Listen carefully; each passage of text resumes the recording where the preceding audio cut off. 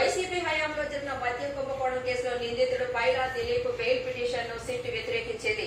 దిలీప్ కు బెయిల్ మంజూరు చేస్తే విచారణకు విఘాతం కలుగుతుందని సిట్ అధికారులు కౌంటర్ దాఖలు చేశారు. ఈ కేసులో 30వ నిందితుడిగా ఉన్న దిలీప్ ద్వారా కేసిరెడ్డి రాజశేఖర్ రెడ్డి మొత్తం వ్యవహారం నడిపించారని సిట్ అధికారులు తెలిపారు. దిలీప్ బెయిల్ పిటిషన్ పై తదుపరి విచారణను న్యాయస్థానం రేపటికి వాయిదా వేసింది. మద్యం కేసులో అరెస్టైన దిలీప్ ప్రస్తుతం విజయవాడ జిల్లా జైల్లో రిమాండ్ ఖైదీగా ఉన్నారు.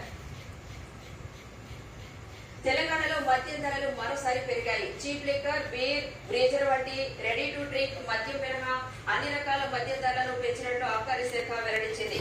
180 మిల్లీలీటర్ల క్వార్టర్ బాటిల్ పై 10 రూపాయల లెక్కను పెంచినట్లు ఎక్సైజ్ శాఖ ఉత్తర్వుల్లో పేర్కొంది. పెరిగిన ధరలతో ఇప్పటికే డిపోలకు మద్యం చేరినట్టు ఎక్సైజ్ శాఖ వివరించింది.